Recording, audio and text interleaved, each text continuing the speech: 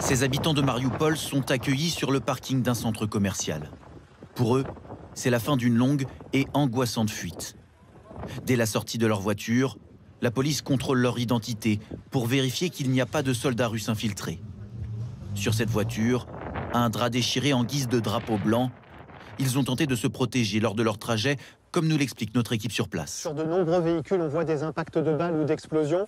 Sur ce véhicule en particulier, il est écrit « enfant », mais pour autant, des personnes qu'on a rencontrées nous ont dit avoir été visées depuis un convoi humanitaire par les forces russes. Une fois ici, en tout cas, la prise en charge s'effectue ici même, dans ce centre commercial transformé en centre d'urgence. Selon les autorités, 30 000 civils ont fui Mariupol cette semaine. Les traits sont tirés. Pour récupérer un peu, des boissons chaudes et de la nourriture sont distribuées. Oksana est partie avec ses 2 filles de 3 et 11 ans. C'est plus qu'effroyable ce qui se passe là-bas. On a du mal à réaliser qu'on a survécu. On est heureux d'être arrivé ici et de voir que des gens s'occupent de nous. Tiens ma petite. Et après, tu auras du jus de fruits aussi. Pour arriver à Zaporizhia, les habitants de Mariupol ont emprunté ce couloir humanitaire. Il faut plus de 10 heures pour parcourir 280 km. Voilà à quoi ressemble désormais cette ville portuaire. Selon les Ukrainiens, entre 50 et 100 bombes sont lâchées quotidiennement par des avions russes. 350 000 habitants y vivent encore. La vie est devenue un cauchemar. On n'a rien à manger. C'est horrible. On n'a pas de lumière, pas de chauffage, rien. C'est cruel. Mes enfants ont faim. Je ne sais même pas comment je vais faire pour les nourrir.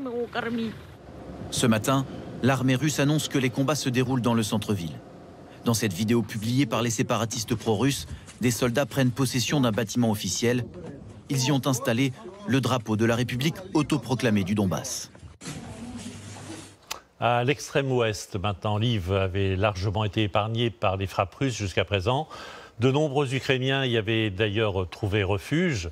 Et on retrouve sur place, dans la zone de l'aéroport, Xavier de Giacomoni. Bonjour Xavier. Alors les choses ont changé apparemment. Bonjour, au 23e jour de l'offensive, Lviv a été la cible de missiles aujourd'hui, notamment dans la zone de l'aéroport. Oui, tout à fait, Jacques. Précisément, 6 missiles de croisière lancés visiblement depuis la mer Noire, depuis un sous-marin russe, vraisemblablement. 2 ont été interceptés par la défense antiaérienne ukrainienne et 4 se sont abattus derrière moi dans cette zone de l'aéroport sur une entreprise qui fait de la maintenance d'avions, de la réparation d'avions. On imagine ici, les experts militaires pensent qu'il y avait à l'intérieur des avions de chasse qui auraient pu servir aux Ukrainiens et les Russes ont donc préféré faire une frappe préventive pour que ces avions ne puissent jamais décoller et aller bombarder les tanks.